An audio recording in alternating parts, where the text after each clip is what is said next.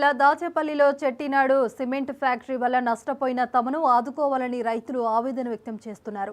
Factory నుంచి వెలువడే దుమ్ము వల్ల ఫ్యాక్టరీ చుట్టుపక్కల ఉన్న పంట పొలాల మీద దుమ్ము పడి పంటలు మొత్తం పాడైపోతున్నాయి అంటూ ఫ్యాక్టరీ వారు చుట్టూ ఎన్నిసార్లు తిరిగినా తమకు న్యాయం చేయలేదని వాపోయారు. ఇప్పటికైనా ప్రభుత్వం స్పందించి తమకు న్యాయం చేయాలని, ఫ్యాక్టరీ నుంచి దుమ్ము పొలాలపైకి రాకుండా చూడాలని రైతులు కోరుతున్నారు.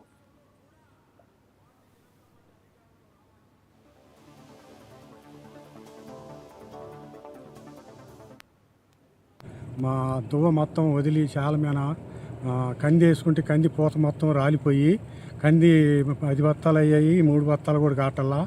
మేము మందులు కొట్టి చాలా నష్టపోయి ఉండం.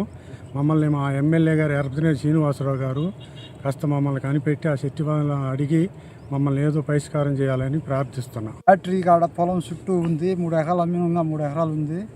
దోవబడి దేనికైనా పనికి రాకుండా పోతాయి పొలం. మిరగాల కూలి వాళ్ళని తీసుకొచ్చుకుంటే సగం కోసి మేము ఎగదింగిపోతారు, మేము పోయామని 400 కూలి ఇచ్చినా రామంటారు. దయచేసి మమ్మల్ని మా ఎమ్మెల్యే గారు కూడా పట్టించుకొని మా పరిష్కారం చేయాలి, అది కోరుతున్నాం. ఎమ్మెల్యే గారిని కూడా దుమ్ము ధూళిపడి కాయలు పనికి రాకుండా పోతున్నాయి. అసలే మార్కెట్ 10,000 ఉంది, ఈ దుమ్ము ధూళికి 4,000కి అడుగుతున్నారు. కోస్తే 4,000 కూలి అవుతుంది కింటర్ కోస్తే. మమ్మల్ని దయచేసి ఫ్యాక్టరీ వాళ్ళు అయినా మా ఎమ్మెల్యే గారు చెట్టినాడు ఫ్యాక్టరీ వాళ్ళు పొలం ఫస్ట్లో కొనేటప్పుడు మేము జాబులు ఇస్తాము, మీకు మేము హామీ ఇస్తాము, మేము ఊరు మేము దత్తత తీసుకుంటాము అని వాళ్ళు మాకు జనాన్ని నమ్మించి పొలం తీసుకున్నారు. తీసుకున్నాక మేము జాబుల గురించి అడుగుతుంటే వాళ్ళు అసలు సమాధానం చెప్పట్లేదు. వాళ్ళు సమాధానం చెప్పకపోగా మళ్ళీ దువ్వబడుతున్నా సరే వాళ్ళు ఇంతవరకు అసలు వాళ్ళు ఏం స్పందించట్లేదు మమ్మల్ని. అయినా మేము ఏంటంటే మరి మాకు పొలం తీసుకున్నారు కదా, ఇప్పుడు పిల్లగాళ్ళు ఉన్నారు, వాళ్ళకి వయసు అయిపోతున్నది, 30 సంవత్సరాలు వస్తున్నాయి. మరి ఏంటంటే జాబులు అంటే వాళ్ళు ఏమైనా అసలు ఆలోచించట్లేదు మమ్మల్ని. మేము అక్కడికి పోయిన 2 సంవత్సరాల కింద అడిగినాము.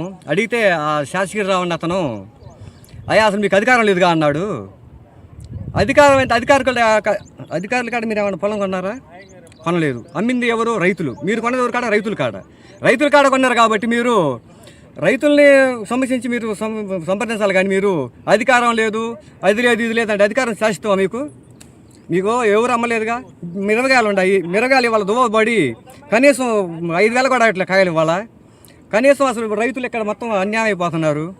జాబులు ఏంటంటే అంటే అసలు ఏమైనా కానీ మేము దువ్వ వస్తూనే ఉన్నది. కొంతమంది జనం ఆసుపత్రులు కూడా చేసుకుంటున్నారు. ఈ దువ్వ ఇలా వచ్చి మేము ఎన్ని మాటలు చెప్పినా వాళ్ళు అసలు మమ్మల్ని పట్టించుకోవట్లేదు. పోయిన సంవత్సరం 10 బస్తాలు మిర్చి తీసుకుని పోయి వాళ్ళకి చూపించినా సరే వాళ్ళు అసలు ఏమైనా మమ్మల్ని స్పందించలేదు. ఈ మిర్చి వల్ల ఒక అబ్బాయి తేలుకుట్ల మల్లయ్య అనే అబ్బాయి ఆత్మహత్య కూడా చేసుకున్నాడు. చేసుకోకపోగా మళ్ళీ ఇప్పుడు ఉన్న జనం కూడా ఈ మిర్చి రైతులు వాళ్ళకి వచ్చేకల్లా పెట్టుబడి వచ్చేకల్లా 3